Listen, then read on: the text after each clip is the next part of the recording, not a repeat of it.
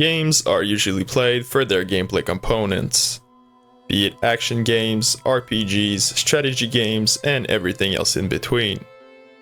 Players are usually attracted by the interactive parts of the product. Interestingly enough, BLACKTAIL's gameplay is not the main attraction here. What is engaging is the story and how it's told. Contrary to what you might think, this game still managed to be quite interesting for me. Hi guys, this is Jay. BLACKTAIL is an action-adventure game developed by the Parasite. It tells the story of a young Baba Yaga who is discovering who she is in an uncertain world. As an archer, you will need to collect different kinds of materials to craft a variety of arrows and potions. These will be used to fight different enemies and solve certain puzzles in this fantastic world. In this colorful place, you will come across all manners of interesting creatures, some good and some bad.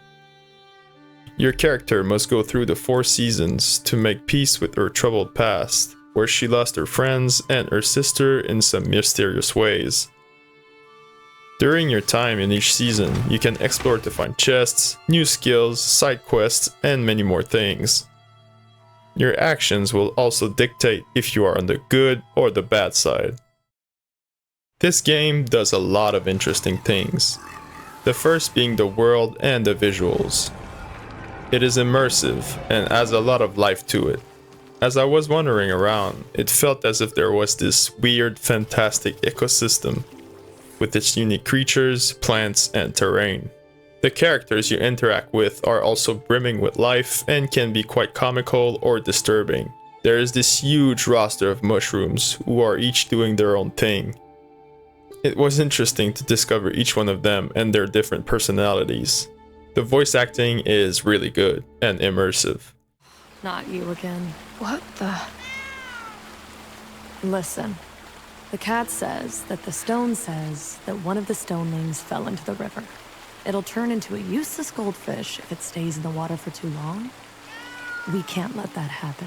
You'll need to fish it out, and for that you'll need a rod with a golden line. They say one of the red roses hid the line years ago, and no one has ever seen it since. Are you serious? Do any of us look like we're joking? Each character was bringing their own style, which in the end creates this huge diversified roster. The storytelling and the way information was given to the player was also compelling, since it was so different and narrated by a weird cat. The music gives this whole game quite a vibe. It is dark and yet engaging, which fits the theme of Baba Yaga and the world that surrounds her. The morality mechanic is interesting and fits the story quite well. It also allowed for some special interactions and choices throughout the game. But ultimately for me, it did not have a big impact on my playthrough. It has an influence on how your different powers work, but those differences seem to be minor, like a life steal instead of a slow. So in the end, I don't see myself doing a second playthrough to discover the other path. For me, the gameplay felt subpar in pretty much all of its aspects. It deteriorated my interest in the game and even frustrated me at times, since the enemies have a tendency to sneak up on you, and this sometimes caused me to die without ever knowing what happened. I did not feel engaged by the combat system, which is pretty basic and straightforward. Your arsenal is composed of 3 arrow types. You have your normal arrows, the honey arrows, which slow down enemies, and the crystal arrows, which would do a damage buildup and are required to break crystals. Then you can use different magic powers, like a push and an AoE damage spell. You can also cast powerful arrows using magic, which can add a stun to your attack, for example. As a special attack, you can use the broom, which is basically a decoy. And depending on what your morality is, it can also do some additional effects like restoring your health. Finally, you can dodge and brew some potions to cure poison and buff yourself. All of that in itself is not so bad. The problem comes with the game loop. Apart from the bosses and certain specific areas, killing enemies do not grant anything except materials, which I would not need if I did not shoot them. This makes getting to objectives kind of tedious, as I would try to avoid all of the enemies and get there as fast as possible, since I had nothing to gain by killing them, and that I wasn't engaged or thrilled by the combat system either. This is further reinforced by the fact that after some time, everything that's been killed respawns, which makes you go through the same pointless encounter again. And this is a shame, because the places that I did explore contain some interesting characters and events. I am sure that I missed many more unique interactions and boss battles.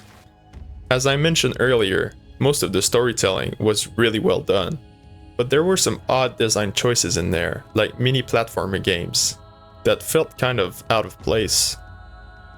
I know that the devs were trying to immerse the player in the game's narrative and in the main character, but unfortunately, it did the opposite for me. What we have here is something special. A game with an original and interesting story that presents itself in a compelling way. It does it by having a beautiful and intriguing world, good voice acting, a decent cast of characters, and gripping music. Unfortunately, this experience is held back by its average gameplay and some odd design choices.